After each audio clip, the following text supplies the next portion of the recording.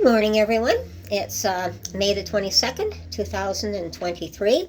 I hope everyone is enjoying this lovely May long weekend for Victoria Day weekend.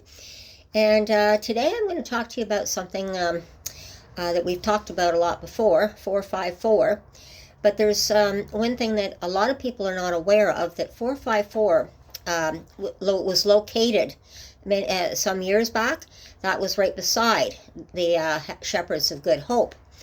Now, over the since I've been doing the videos, people have been coming up to me, recognizing me, and talking to me about what's going on and their experiences, not necessarily always homeless, but the need for drop-in centers that we've had. Now, 454 was used by these people, and of course some of these people do not want to be identified for various reasons, but I had one lady that was telling me her experiences at the original 454, and she went on to turn around and she said, well, I don't want to appear on camera, but I will write you something.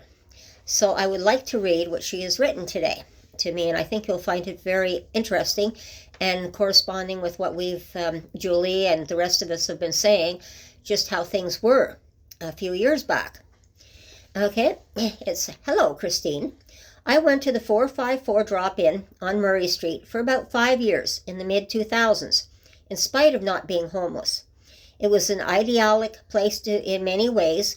At the time, there were groups, writers' groups, mild exercise, lots of art workshops during the summer, many of which could be attended by children with a parent. Every year, they had an organized picnic at a lake, loads of yellow buses along Murray picking up all those people who normally wouldn't be getting the country experience. The one-floor building layout was smart. The main entrance was designated to the side of the building, which kept the street-facing door uncongested, and there was another exit door, giving to the back area, which had lots of picnic tables and umbrellas. Inside, I remember a lot of the patrons helping to tidy up and serve coffee and snacks behind the counter. The place never felt dirty. With the various events they had, honestly, the place had a resort feeling to it. Sure, there were problematics, and crack was a street drug at the time, but flare-ups and disorder were contained and dealt with by staff. Location-wise, nothing could beat that venue along Murray. It was next to the shelter and across the street from the free meals building, and this kept patrons from loitering too much outside or having to amble down blocks to get daytime shelter and needs met.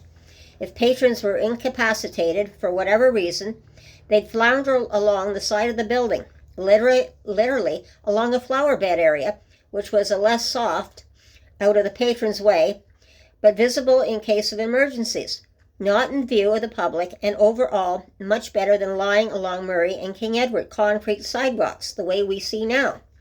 When a few years ago I heard this venue was shutting down and moving to a church building up a hill from Rideau Street, I knew something good was ending. To make matters worse, the new location was in a church that had for years accommodated churchgoers for refreshments and workshops in that space. That would also have to end. To be honest, I would love to see the whole operation brought back to the old location. The plan to put a modern building in the space of the old 454 is a most dreary thought. People with the kind of limitations that lead them to mental illness, abuse of drugs, alcohol, or just the inability to work and make ends meet deserve spaces that contribute to their well-being. Many in this population come from histories of abuse and lacking. By and large, the homeless in our area are peaceful and pleasant. I often refer to them as the able-bodied, able-minded, and homed people who flood the market on weekends to get drunk, loud, and more often deadly violent over the years than the homeless population has ever been. Meanwhile, anyways, the new 454 can get some love and would be great. Help and good intentions are never wasted. So this was a letter that she wrote to me, and I told her I would make sure that my viewers got to hear it. And she's talking about a time, and I really believe that this also supports the fact that what's going on here is the with the injection sites coming in and the drugs, it's more than just crack. We have a bigger problem. We definitely have an opioid crisis on our hands. But I believe that definitely, as we'd said even back in the 90s, that putting in injection sites, and we have several of them in the area here, has created to the problem that we have today. And I'm not sure how we're going to solve it, because it's, as I have earlier said in my videos, that it's a very layered situation. But here you have what I recall seeing, and certainly I'm sure Julie will confirm it later with me, that when we were even in the shelters, it was like everybody was kind of helping everybody else. It was more like a family atmosphere. Like in this case, she was a single mother, this woman. She had a small child, and she was proud to bring the child with her into this drop-in center. It was very handy, very convenient, and very loving and kind. And if you have art workshops and that, it's great for the children to be able to join in. So it also comes back to the fact that it takes a whole community to raise a child. And today she's thinking, I should never want to take my child into a drop-in center if all it is this drugs. And they're handing out all the drug paraphernalia that they need. And it's made things much worse than we've ever seen before.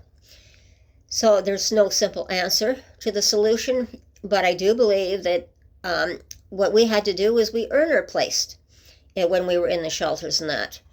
I'm going to probably go into it a little bit more with Julie because she was in the shelter that I was in as well. So we can correspond to what what this lady is saying here in her situation. And even the drop-in center that I went to was quite a bit like that too, and the staff and everyone. This is where I did get my help as well in one of the drop-in centers. So this was the way it was years ago. So I'm just going to make a short video right now, but I just wanted to let you hear an opinion from one of my viewers, and I hope you have a great weekend. It's not quite over just yet, but I'm looking forward to the next time we talk, and please have a good day, and we shall talk again soon. Take care. Bye-bye.